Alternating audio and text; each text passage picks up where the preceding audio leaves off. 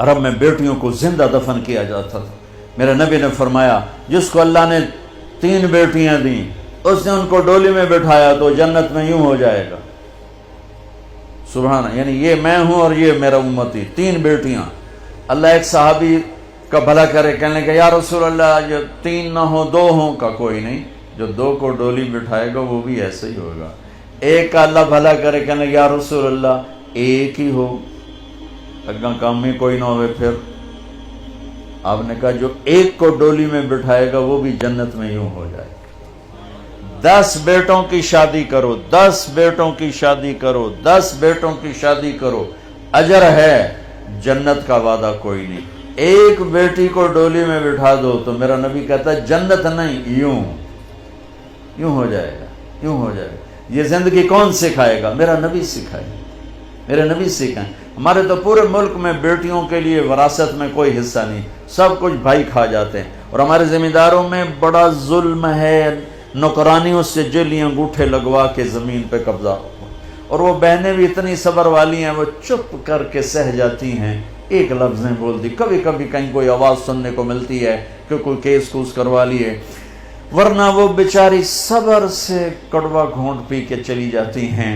میرے نبی نے بیٹیوں کی وراثت رکھی، میرے رب نے بیٹیوں کی وراثت رکھی، اور وراثت نہ دینا بیٹی کو، بہن کو، یہ اتنی بڑی چوری ہے جتنا کسی گھر میں جا کے چوری کرنا، کسی بینک میں جا کے ڈاکہ ڈالنا۔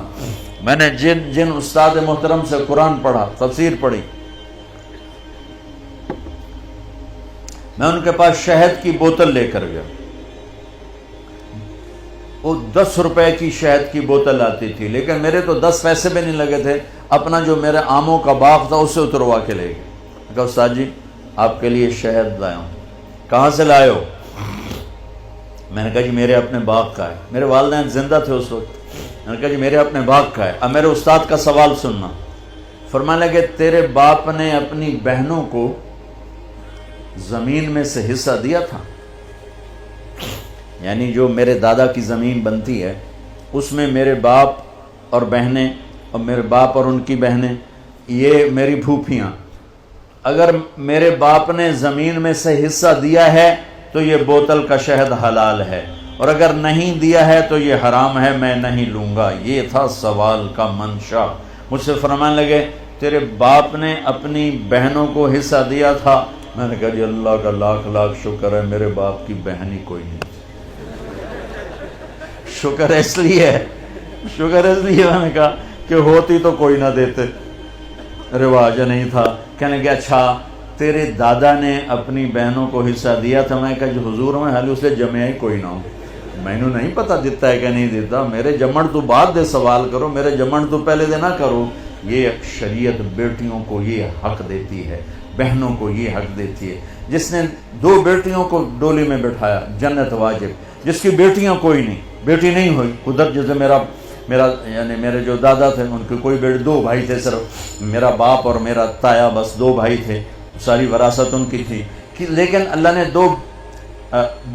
دو بیٹیاں نہیں دی، 2 بہنیں دے دیں۔ اس نے اپنی بہنوں کو بیٹیوں کی طرح پالا اور شادی کی اور ڈولی میں بٹھایا، اور جو باپ کی طرف سے حق بنتا ہے ان کے گھر پہنچایا، تو میرا نبی نے فرمایا کہ جنت میں داخل ہو گیا، وہ جنت میں داخل ہو گیا۔